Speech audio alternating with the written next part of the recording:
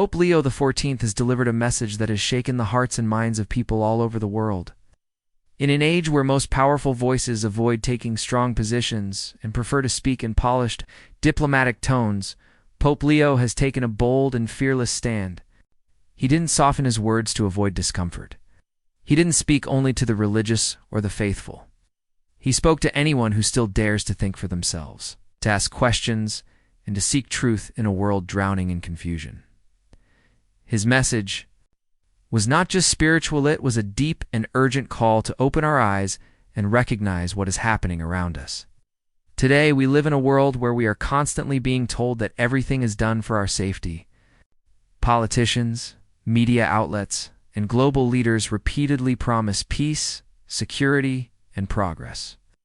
But Pope Leo boldly challenged that narrative. He exposed what he described as the greatest lie of our time, the illusion that all these actions are taken in the name of our protection. According to him, behind those words lies something far more dangerous, something hidden, something that serves the interests of the powerful at the expense of the weak. He made it clear that many of the public messages we hear, the speeches, the official statements, the media reports, do not match reality. He pointed out how slogans are carefully designed, how stories are packaged to create a sense of comfort or fear depending on what benefits those in control.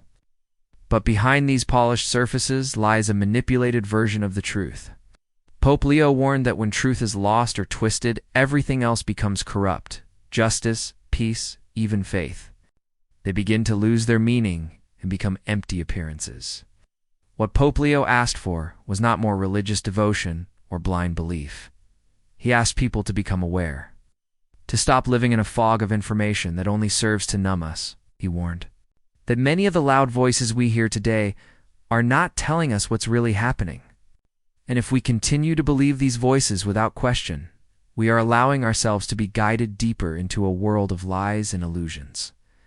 During a private meeting held on June 26th in the Vatican, with representatives who support churches in the Middle East, Pope Leo spoke without filters.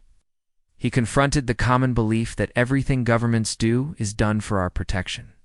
He asked a direct and powerful question: how much longer can we keep pretending that these actions are done in the name of peace, when in truth, peace is often the first victim? Behind the public talk of safety and stability, he said, there are hidden motives, motivated not by care or concern, but by profit and control.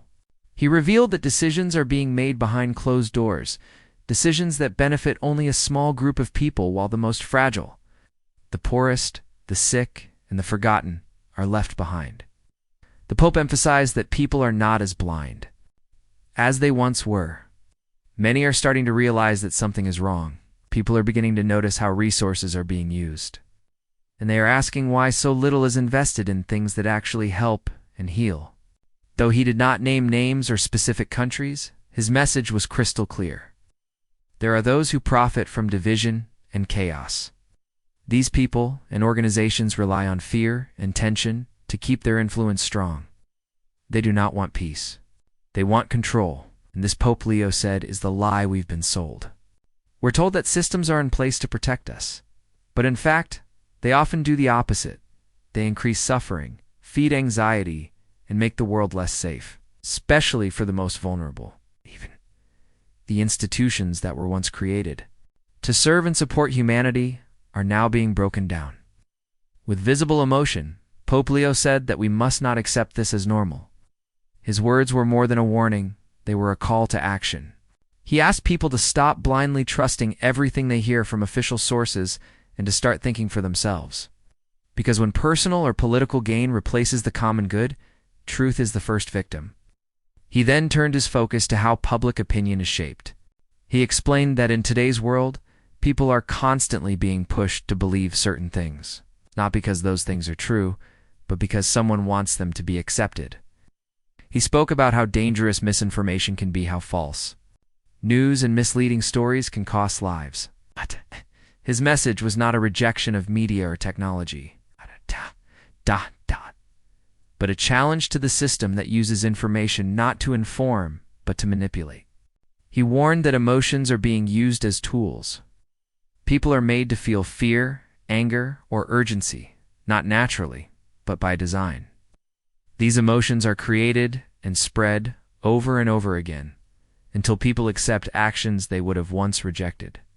This strategy is not new, he said, but today it is faster, more powerful, and harder to resist than ever before. As a result, truth gets lost. With so many messages, so many voices, and so much noise, it becomes difficult to know what is real. Pope Leo called this era one of emotional simulation, a time when feelings are created artificially to guide people's thinking. The real causes behind the world's problems are not being addressed. Instead, they are hidden beneath well-crafted stories. These stories are designed not to help, but to cover up decisions that were made in secret, decisions that usually serve only a select few. In our fast-paced digital world where opinions spread like wildfire and facts are hard to verify, this manipulation becomes even more dangerous. The Pope stressed that we all have a role to play. It's not enough just to listen. We must learn to recognize what's real and what's fake. We must stop spreading liazvin if we don't know their lies, because even well-meaning people can become part of the problem if they repeat what isn't true. And yet, even with such a heavy message, Pope Leo did not leave us in despair. He reminded us that there is still hope. In the middle of all this confusion and darkness, he spoke of the light that still shines. He described small, local churches as oxygen tanks keeping the faith alive in places where everything else seems lost. These churches remain close to the suffering. They become a voice for the voiceless, and they remind us that all is not lost. He praised the ordinary believers, those who continue to love, pray, and serve, even when they are exhausted and surrounded by destruction. He spoke about ancient prayers and hymns that still rise to heaven, asking for forgiveness and hope. In the darkest nights, he said, God's people have always found the strength to stand firm. They do not forget who they are. They become signs of hope for others. At the heart of everything he said is this simple truth: do not be deceived. Do not accept beautiful words if they are hiding ugly actions. Do not let fear be used as a reason for more control. This message isn't just for politicians or religious leaders. It is for everyone who values human dignity, honesty, and the future of our world. Pope Leo closed his message with a powerful but simple instruction: we must pray.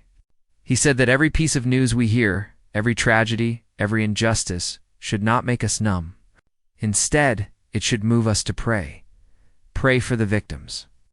Pray for the truth. Pray for the courage of those who are still trying to do good in a broken world. This, he said, is the path we must walk. It's not a path of silence or giving up, but a path of faith and action. Because it is only those who live in truth, who speak the truth, and follow the truth, who can bring real peace into this world. Not the kind of peace promised in empty speeches, but the kind that touches lives, heals wounds, and brings light where there is darkness. In a world full of confusion, fake headlines, and false promises, Pope Leo's voice stands out. It reminds us that truth still matters. Those who care about truth must be brave, brave enough to seek it, brave enough to speak it, brave enough to live by it even when it is difficult, even when it costs us something. Because in the end, truth is what gives life, and only the truth can set us free.